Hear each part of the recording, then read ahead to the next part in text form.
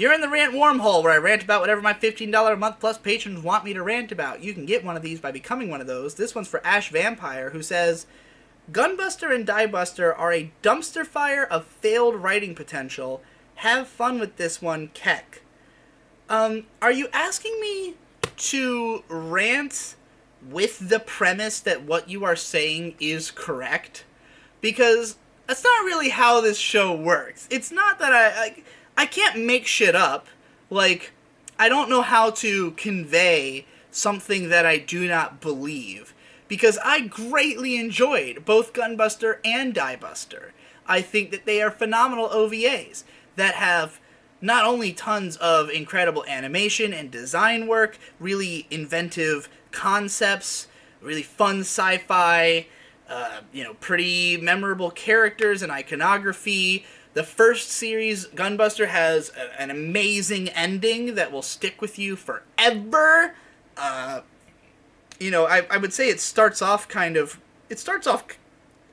weird because it's not really clear what it's going to be at first. Once they get into space, you start to understand a little bit more of like what's going on. And I know there's a ton of subtext in the show about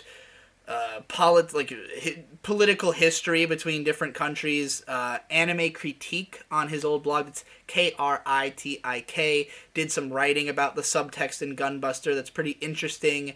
Diebuster is explosively fun, has some, again, great memorable characters, great memorable moments and iconography, incredible animation, incredible design, color work. It was for a long time, like, the best looking anime that, like, it was like one of the first, like, HD show. I don't even know if it was in HD, but it was one of the first, like, shows that felt, like, way ahead of its time in terms of what it was doing visually, you know?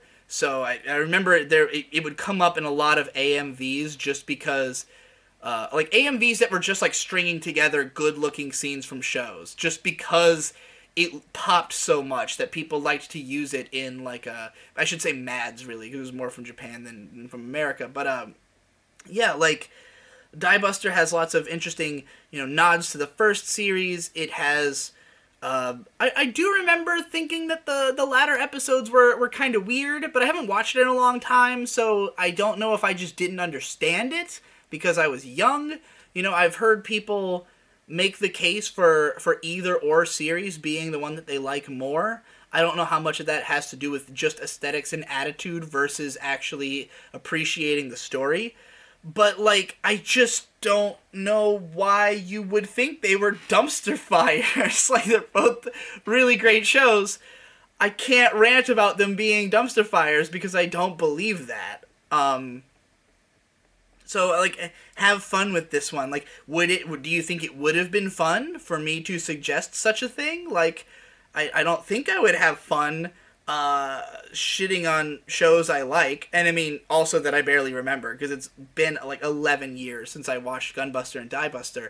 I am certainly due for a rewatch, and maybe if I come out agreeing with you somehow, then I'll say so. But like, considering how much of them I even do remember after that amount of time, like, I can tell you about shows that were dumpster fires that I watched back then that I completed and don't remember anything that happened.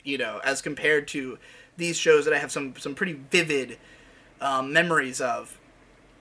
You don't like Coach and the voice by Norio Wakamoto? You don't like Nono and her fucking tearing her shirt off and fucking Inazuma kick? You don't like Dick's Noof? Dick's Noof? Come on, man. How can you do Gunbuster and Diebuster like that? Fucking classic shows. You really think I was gonna come out here and shit on a Hideaki Anno and Kazuya Tsurumaki project? No, that's not likely. I don't know what you were going for with this one.